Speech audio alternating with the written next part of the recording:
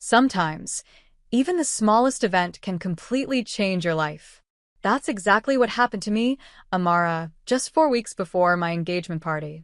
I'm 32 years old and was beyond excited to marry Callum, my boyfriend of 5 years. We'd been planning the engagement party for months, putting every little detail in place. Everything was going perfectly, or so I thought. Then out of nowhere I got a call from my mom. Amara, cancel the engagement party, she demanded over the phone. Her words shocked me so much I nearly dropped the phone. What? Mom, are you serious? I asked, hoping she was joking. But she wasn't. No joke. Serena just got promoted, and we're celebrating it on the day of your engagement party, she replied calmly. My younger sister, Serena, is 4 years younger than me and has always been my parents' favorite. Growing up, I got used to this favoritism, but this was a whole new level of unfairness. It was my engagement party, something I'd been looking forward to for ages, and they wanted me to cancel it for Serena's promotion? Mom, come on, I said, trying to stay calm. I've been planning this for so long. I'm not canceling it just because Serena got a promotion at work. Don't be selfish, Amara, she snapped. This is a big deal for your sister. The same guests are invited. It's just a different party. Just reschedule yours. My anger started boiling over. No way, Mom. This is my engagement party. I'm not canceling it, and that's final. My mom wasn't pleased. She started yelling, her voice so high and loud that it hurt my ears. I didn't even bother listening to her anymore, and just hung up. As I sat there, staring at my phone, memories of my childhood came rushing back. It had always been like this. Serena came first, and I came second. I remembered my 20th birthday. My parents had completely forgotten about it until my grandma called to wish me a happy birthday. They scrambled to put together a last-minute celebration with a store-bought cake and a generic gift card. It felt pathetic, especially compared to the grand, 5-day party they'd thrown for Serena's 17th birthday just a few months before. Just then, Callum walked in. He took one look at me and knew something was wrong. Amara, what's going on? He asked, sitting down beside me. I told him everything about the call from my mom, her demands, and all the memories that had come flooding back. He listened, his expression growing more and more serious with each word. That's ridiculous, he said when I finished. We're not canceling anything. I nodded, feeling so grateful for his support. I know, but why can't they ever put me first, just once? I asked, the frustration spilling over.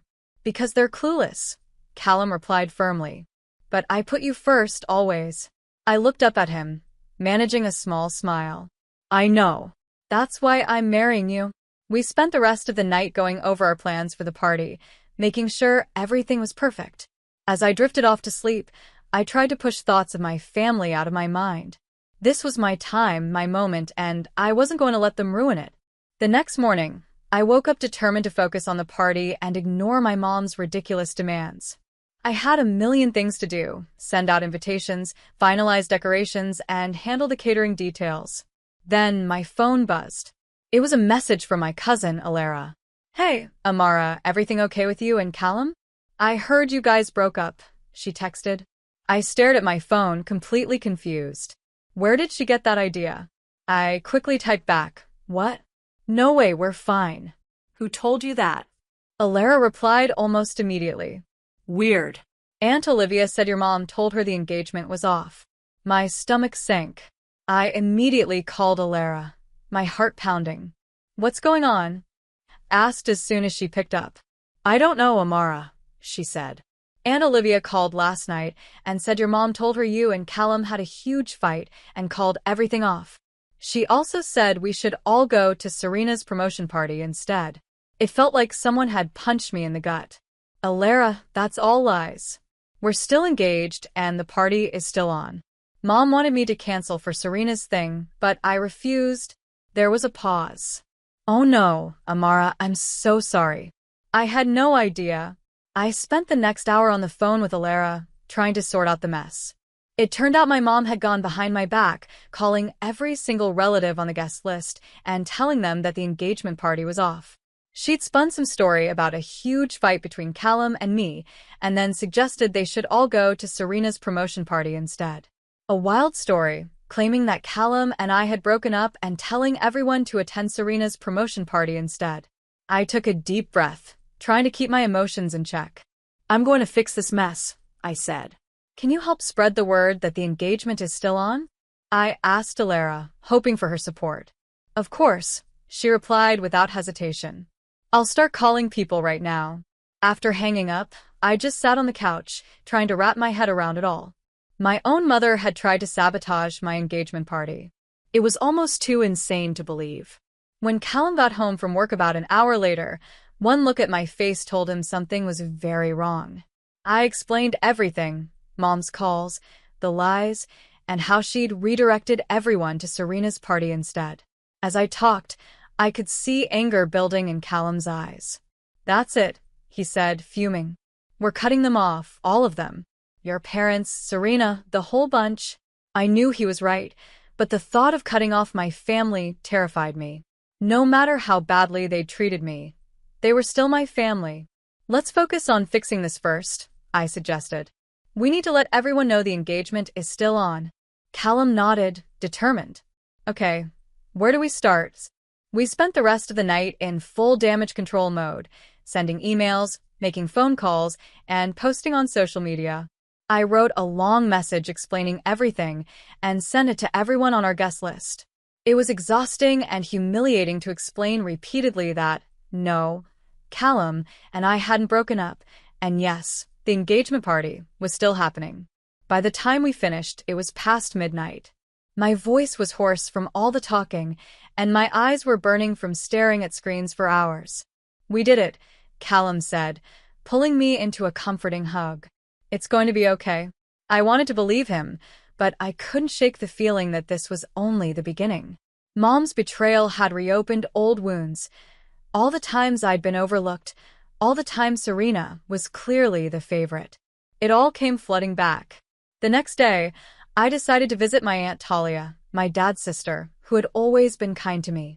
I thought it might help to invite her to the engagement party in person and clear up any confusion about the family drama. When I got to her house, I heard voices from the living room. I was about to call out a greeting when I overheard something that stopped me in my tracks. "I can't believe Amara would do such a thing," Aunt Talia was saying. "Canceling her own engagement party just to spite her sister. So childish." My heart sank. Another lie, spread by my own family to cover up the first one. I was about to step in and set the record straight when I heard another voice join in. "I know, right? Poor Serena must be devastated," the voice said. "After working so hard to get that promotion, and now Amara's trying to steal her thunder." I recognized the voice as my cousin Lyra's. I'd always thought we were close, but there she was, gossiping about me behind my back. I couldn't take it anymore. I stepped into the room, startling both of them. "Is that really what you think of me?" I asked, my voice icy. They both jumped as if they'd seen a ghost. Aunt Talia was the first to recover, quickly putting on a fake smile. "Amara, sweetie, we didn't hear you come in." "Obviously," I replied, keeping my tone cold. "I came to invite you to my engagement party, but it sounds like you've already made up your minds about me." Lyra at least had the decency to look embarrassed. "Amara, we didn't mean—" "Save it," I cut her off. "I want to know exactly what Mom told you." For the next hour, I listened as they laid out the twisted story Mom had spun.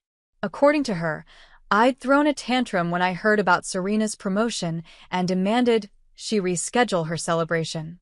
When Serena refused, I supposedly canceled my own engagement party out of spite, saying I'd rather not get married at all than share the spotlight with her.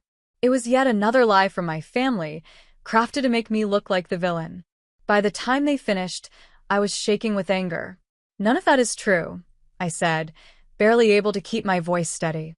"Mom called me and demanded that I cancel my party so they could celebrate Serena's promotion. When I refused, she went behind my back and told everyone the engagement was off. I didn't do any of this out of spite. It's my own mother who's sabotaging my engagement." Aunt Talia and Lyra exchanged guilty looks, realizing they'd jumped to conclusions without even asking me for my side of the story. "I'm sorry, Amara," Aunt Talia said, looking genuinely remorseful. "We should have come to you directly." I just nodded, feeling a mix of relief and exhaustion. Please spread the word. I don't want anyone else falling for Mom's lies. As I left, I felt a tiny bit better, but I knew this ordeal wasn't over. Mom's actions had shown me something I couldn't ignore. She'd do anything to prioritize Serena over me, even if it meant ruining one of the most important moments of my life. With Callum by my side, I knew I could get through this. But my relationship with my family? That would never be the same, with anxiety as I saw my mom's name flash on the screen. After everything that had happened, I had no idea what she would say or how I would respond. I took a deep breath and answered. Amara, I just heard about the party, she started, her tone a mix of guilt and irritation. I can't believe you went through with it after everything. You could have at least compromised with your family. I could feel my frustration bubbling up, but I was determined to stay calm. Mom, this was my engagement party. Callum and I spent months planning it.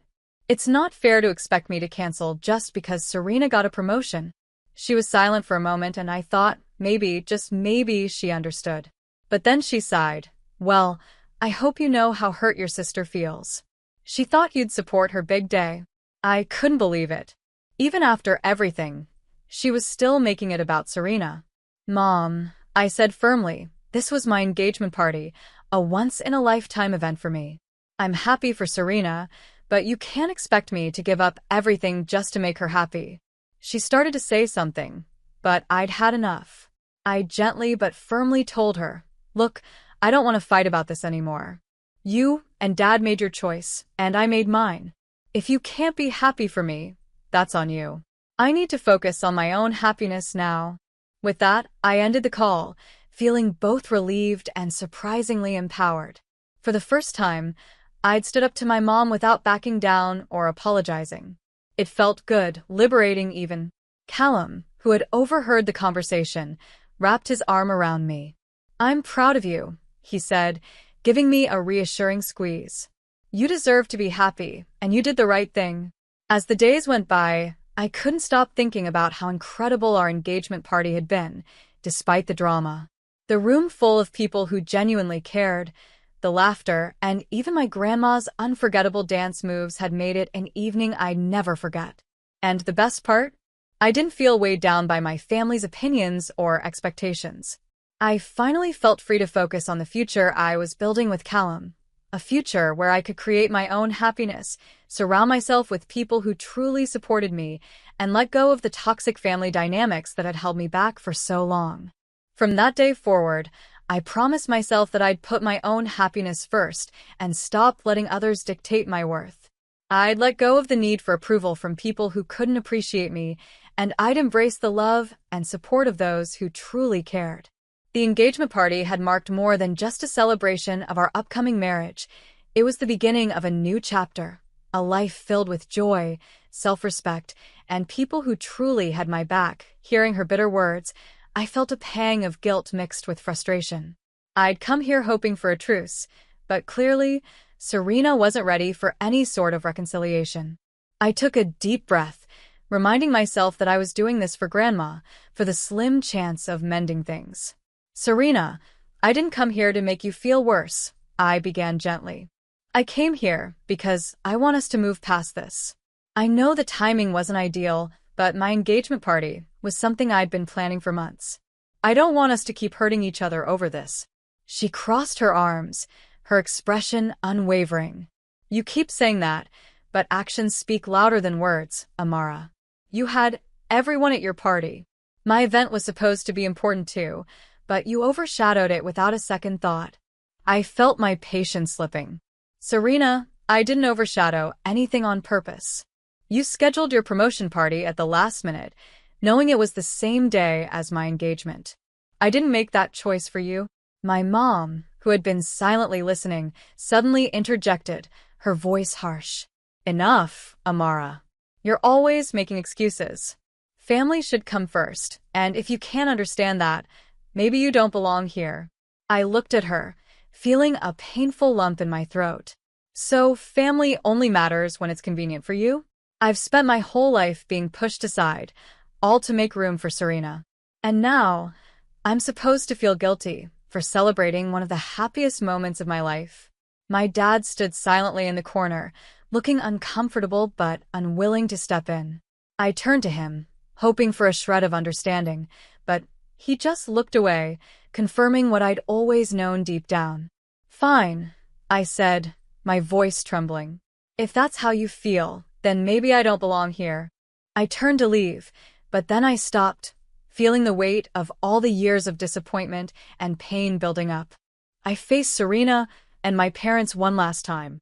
"I've done everything I could to make you all happy, to fit in and be a good daughter, a good sister. But no matter what I do, it's never enough. So I'm done trying. From now on, I'm going to put myself first." Without another word, I walked out of the house, feeling a strange mix of sadness and relief. Later that evening, I called Grandma, filling her in on what had happened. She listened quietly, letting me pour out my heart. "Oh, Amara," she said, her voice filled with warmth and understanding. "I know you did your best. Sometimes, people are too set in their ways to see beyond their own expectations. But remember, you deserve to be happy, too. And you have people who love you just the way you are." Hearing those words, I felt the weight of years of hurt slowly lift. I didn't need my parents' or Serena's approval to live my life. I had Callum, who loved me unconditionally, and I had Grandma, who had always been my rock. In the days that followed, I decided to focus on the future I was building with Callum, surrounding myself with people who genuinely supported me. I realized that I didn't have to keep sacrificing my happiness to try to earn love that should have been freely given. The experience had been painful, but it taught me something invaluable. I was worthy of love and respect, just as I was. And I was ready to start living a life where my happiness came first eventually. Serena's own bitterness and vengeful schemes caught up with her. She had been so wrapped up in trying to ruin my life that her work began to suffer noticeably.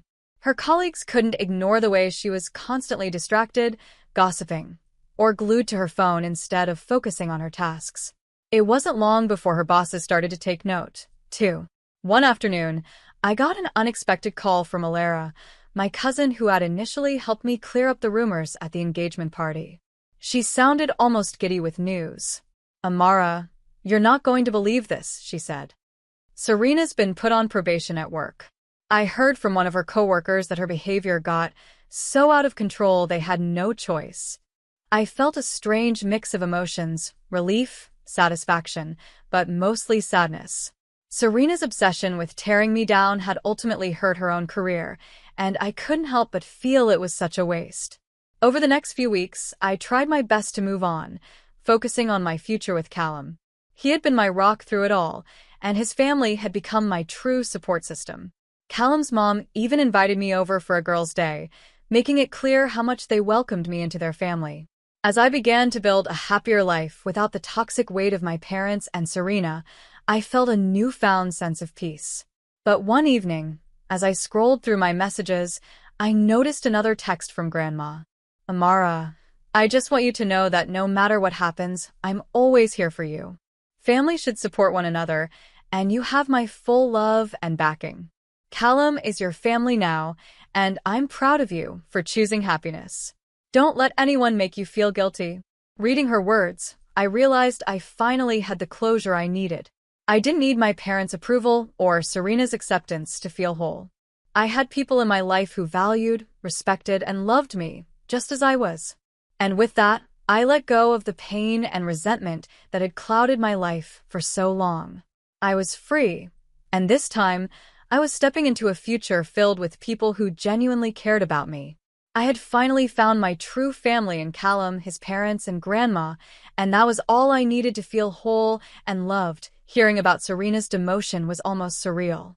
The very promotion that had caused so much drama was now gone, and people in the office whispered about the irony of it all. It seemed like her relentless efforts to ruin my happiness had backfired.